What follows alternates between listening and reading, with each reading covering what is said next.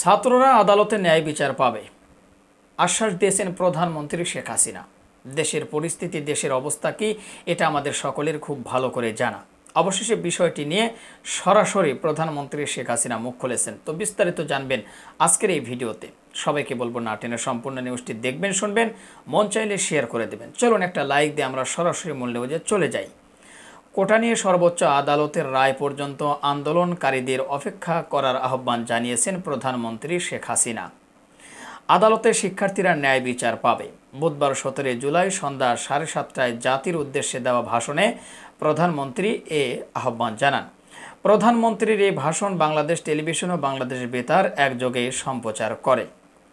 ভাষণে কোটা নিয়ে আন্দোলনকারীদের ধৈর্য ধারণ করতে আহ্বান জানিয়েছেন প্রধানমন্ত্রী। তিনি বলেন, সরকার হাইকোর্টের রায়ের বিরুদ্ধে আদালতে আবেদন করেছে।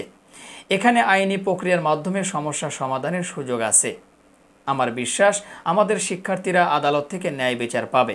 এমন অবস্থায় রাস্তায় আন্দোলন করে দুষ্কৃতিকারীদের সুযোগ করে দেবেন না। বুধবার 17 জুলাই সন্ধ্যা 7:30টায় জাতির উদ্দেশ্যে দেওয়া ভাষণে প্রধানমন্ত্রী শেখ হাসিনা এসব কথা বলেন। প্রধানমন্ত্রীর ভাষণ বাংলাদেশ টেলিভিশন ও বাংলাদেশ বেতার একযোগে সম্প্রচার করে। শেখ হাসিনা বলেন, কোটা সংস্কার আন্দোলনে ঢুকে যারা হত্যাকাণ্ড, লুটপাট ও নাশকতা চালিয়েছে তাদের শাস্তির মুখোমুখি করা হবে। হত্যাকাণ্ড সহ যেসব অনভিপ্রেত ঘটনা ঘটেছে, সুষ্ঠু বিচার ও ন্যায় বিচারের স্বার্থে সেসব বিষয়ে বিচার বিভাগীয় তদন্ত করা হবে। তিনি বলেন, কোটা আন্দোলনের শুরু থেকেই সরকার ধৈর্যের সঙ্গে বিষয়টি মোকাবেলা করছে। কিছু মহল আন্দোলনের সুযোগ নিয়ে সন্ত্রাসী কর্মকাণ্ড লিপ্ত হয়।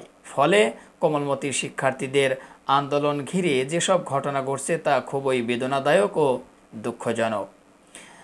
অহেতুক কতগুলো মূল্যবান জীবন ঝরে গেল। আপনজন হারানোর বেদনা যে কত কষ্টের তা আমার থেকে আর কে বেশি জানে। উল্লেখ্য, দেশজুড়ে শিক্ষার্থীদের তুমুল আন্দোলনের মুখে 2018 সালে 4 অক্টোবর সরকারি চাকরিতে নারী কোটা 10%, মুক্তিযোদ্ধা কোটা 30% এবং জেলা কোটা 10% বাতিল করে পরিপত্র জারি করে সরকার। সেখানে বলা হয়েছিল, নবম থেকে 13তম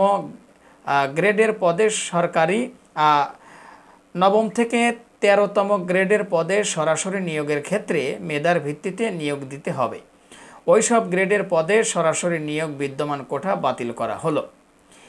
এর পরিপত্র চ্যালেঞ্জ করে রিট করেন মুক্তিযোদ্ধার সন্তান ও প্রজন্ম কমান্ডো কাউন্সিলের সভাপতি ওহিদুল ইসলাম সহ 7 শিক্ষার্থী।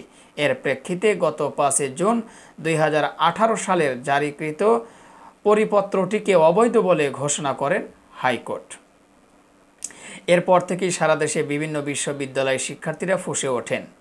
কোটা পূর্ণবহালের প্রতিবাদে নানা স্থানে বিক্ষোভ করেন। কোটা বিরোধীরা দাবি ছাড়াও বিক্ষোভ হয় জবি, রাবি, 7 কলেজ সহ দেশের স্বনামধন্য বিভিন্ন কলেজে।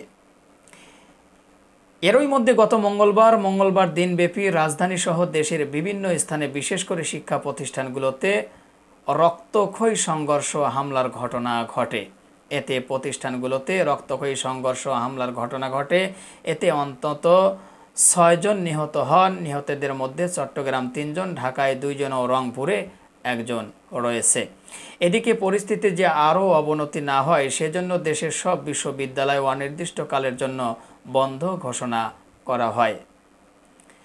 মঙ্গলবার রাতে দেশের সব বিশ্ববিদ্যালয়ে শিক্ষাক্রম পরবর্তী নির্দেশনা না দেওয়া পর্যন্ত বন্ধ রাখার নির্দেশনা দিতে উপাচার্যদের চিঠি দেয় বিশ্ববিদ্যালয় মঞ্জুরি কমিশন ইউজিসি। পাশাপাশি সব আবাসিক শিক্ষার্থীদের হল ছাড়তে নির্দেশ দেওয়া হয়। তবে কর্তৃপক্ষের নির্দেশ প্রত্যাখ্যান করে বিশ্ববিদ্যালয় ক্যাম্পাসে অবস্থান করছেন আন্দোলনকারীরা। এ নিয়ে বুধবার দুপুরের পর থেকে বিভিন্ন ক্যাম্পাসে পুলিশের সঙ্গে সংঘর্ষ জড়িয়েছেন তারা। এতে বিভিন্ন ক্যাম্পাসে অনেকেই আহত হয়েছেন। তো প্রিয় দর্শক শ্রোতা, বিস্তারিত শুনলেন, জানলেন, বুঝলেন। অবশ্যই আপনাদের মূল্যবান মতামত জানাবেন। পারলে ভিডিওটি শেয়ার করে সবাই দেখার সুযোগ করে দেবেন। আর আমাদের এই চ্যানেল বা পেজে যদি নতুন হন, সাবস্ক্রাইব করবেন বা ফলো করবেন। যারা করেছেন তাদের ধন্যবাদ জানিয়ে ভিডিওটি এখানে শেষ করছি। সকলে ভালো থাকবেন, সুস্থ থাকবেন। আল্লাহ হাফেজ।